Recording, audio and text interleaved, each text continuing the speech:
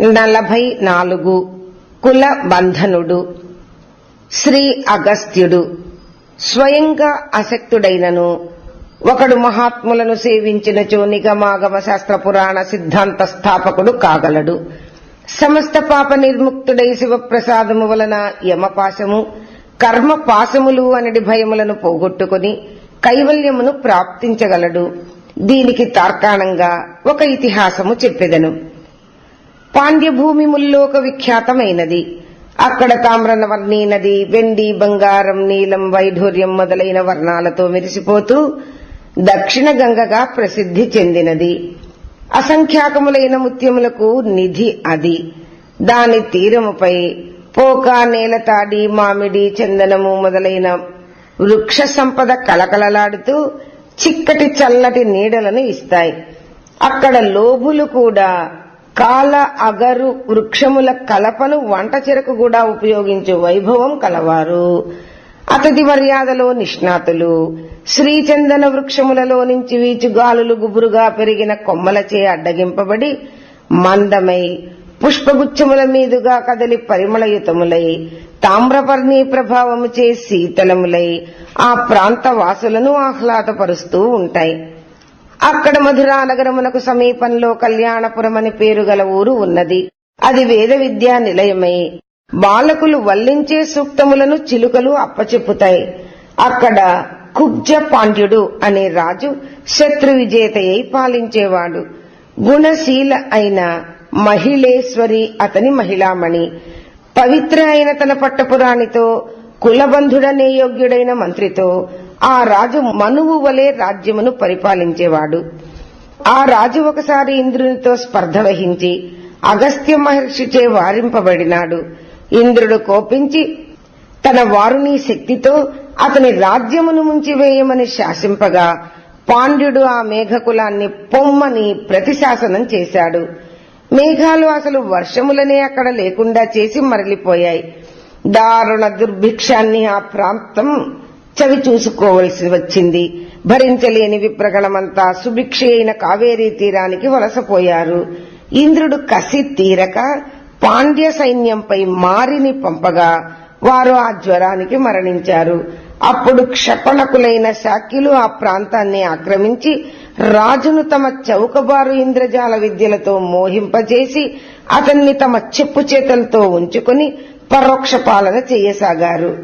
ఆ కరువు సమయంలో అధిక పన్నులు విధించి రాజుకు ఆదాయం సమకూర్చిబెడుతూ తమ పాషండ సిద్ధాంతాన్ని స్థాపించి ఒకనాటి శైవ వైదిక ధర్మానికి పెట్టని కోటలాంటి ఆ పాండ్య భూమిని పూర్తిగా అవైదికం చేయడానికి నడుం కట్టారు. ఇక తాళలేక మిగిలిన కొద్ది మంది బ్రాహ్మణ కుటుంబములు, భస్మరుద్రాక్షధారులు, పంచాక్షరి పరాయణులు అయిన సచిదానంద శివభక్తులు అంతవరకు తమను అతి కష్టముతో స్వీయ సంపదతో పోషించిన కుల బంధన మంత్రికి, రాణి మహిళేశ్వరికి ఒక నమస్కారం చేసి దేశాన్ని విడిచి వెళ్లిపోయారు. అప్పుడిక దేశమంతా బౌద్ధుల హస్తగతం అయింది. బౌద్ధ మతాధికారియే దేశానికి అధిపతి. ఎక్కడ శైవులు కనపడినా వారిని బౌద్ధ పాషండులుగా తయారు చేయించారు. శివధర్ములైన రాణి మంత్రులను రాజ్యసభకు రప్పించి తమ సిద్ధాంతములను అంగీకరింపవలసిందిగా నిర్బంధించగా వారు చేసేది లేక బాహ్య చిహ్నాలను వర్జించుటకు సమ్మతించారు. కులబంధనుడు హృదయములోనే ఈశ్వరుని భావించుకుంటూ పాలముపై నీటితో త్రిపుండ్రములను ధరిస్తూ మహిళేశ్వరీ మహారాణి సమర్పించు ధనంతో మీనాక్షి సుందరేశ్వరుల పూజా కైంకర్యములను రహస్యంగా నడుపుతూ ఎట్లో శివభక్తులను రక్షించసాగాడు. ఒక రాత్రి శివుడు అతనికి స్వప్నంలో నివారణ ఉపాయము ప్రబోధించగా మరునాడు కులబంధనుడు అర్హతులను కలిసి వారితో వాదం ప్రారంభించాడు. వారిని రెచ్చగొట్టి వారి చేత బహిరంగ వాద పరీక్షకు ఒప్పించాడు.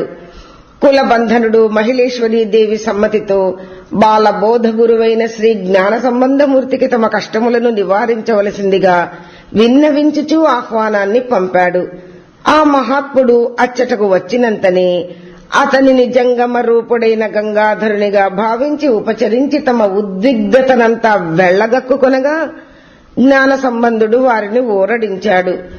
వారికి అభయాన్నిచ్చి హాలాస్యేశ్వర సేవకు బయలుదేరాడు ఆ అవతారమూర్తి. మరునాటి ఉదయమే వైదికులు, బౌద్ధులు హాలాస్యనాథుని సన్నిధిలో వాదము కొరకు సమావేశమయ్యారు. పగటి చుక్కల వలె వెలవెలలాడుచున్న విప్రుల మధ్య ప్రచండ భానుమూర్తి వలె జ్ఞాన సంబంధుడు ప్రకాశించాడు. వాదానికి ముందుగానే మీరు ఓడినట్లయితే శూలారోపం తప్పదు అని బాల శివజ్ఞాని బౌద్ధులతో పందెం పెట్టగా వారందరూ అంగీకరించారు. వాదం ప్రారంభమైన కొద్దిసేపటికే విద్యామయుడు, పరంజ్యోతి స్వరూపుడు, సర్వజ్ఞుడు, సర్వేశ్వరేశ్వరుడు అయిన హాలాస్య సుందరేశ్వరుడు సంబంధిని నాలికపై జ్ఞాన తాండవము చేయుచుండగా అతడి చవిటి బుర్రలు కల అర్హతుల గుల్లవాదములను తిప్పికొట్టి వీర విజయం సాధించాడు. వేదవాక్యులైన నగ్న పాషండులందరూ నిర్దాక్షిణ్యముగా శూలారోపము చేయబడ్డారు. ప్రకృతి హాయిగా ఒడలు విరుచుకొంది. మేఘాలు కమ్మి కుంభవృష్టి కురిసింది. శివుని కంఠాన్ని తలపించుకారు మేఘాల గుంపులు ఒక్కసారి హరహరా హరహరా అంటూ గర్జించి గర్వంగా మెరిశాయి. త్వరలోనే దేశం సుభిక్షమైంది. వలసపోయిన విప్రులు తిరిగి వచ్చి వేదోక్త కర్మకలాపాన్ని పునరుద్ధరించారు. పాండ్యరాజు, మంత్రి జ్ఞాన సంబంధుణ్ణి సింహాసనంపై ఆసీనుని చేసి విధియుతంగా పూజించారు. నూతన వస్త్రములు, సువర్ణ ఆభరణములు మొదలైనవి భక్తితో సమర్పించుకుని ఆత్మార్పణం చేసుకున్నారు. రాజుని మకుటంపై అభిషిక్తుని గావించి జ్ఞాన సంబంధుడు స్వపురమునకు చేరుకున్నాడు. కుల సంబంధన మంత్రి శివభక్తుల పాదపద్మములకు సేవలు కావించుకుంటూ శివానుగ్రహ విశేషము చేత కొంతకాలానికి కైలాస ప్రాప్తిని అందాడు. ఓం